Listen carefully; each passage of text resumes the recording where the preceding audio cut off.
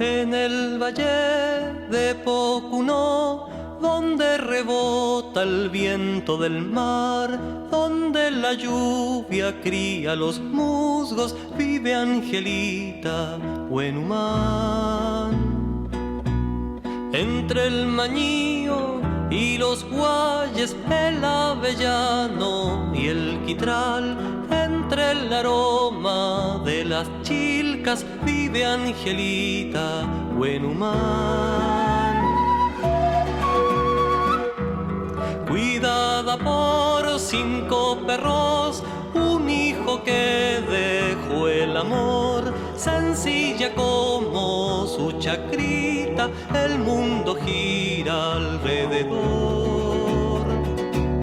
La sangre roja del Copihue corre en sus venas, Huenumán, junto a la luz de una ventana, teje Angelita su vida.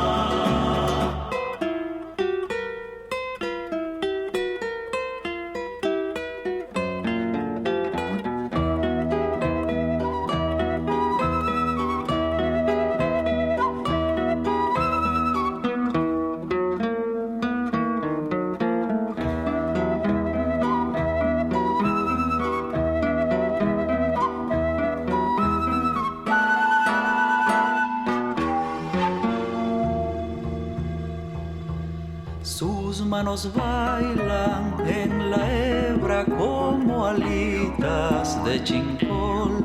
Es un milagro como teje hasta el aroma de la flor.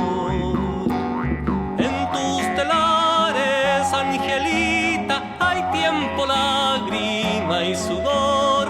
Están las manos ignoradas desde mi pueblo creador.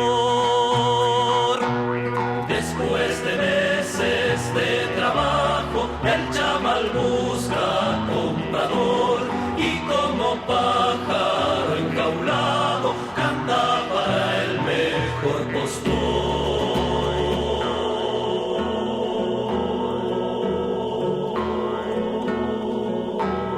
Entre el mañío y los guayes vive Angelita Huenumán.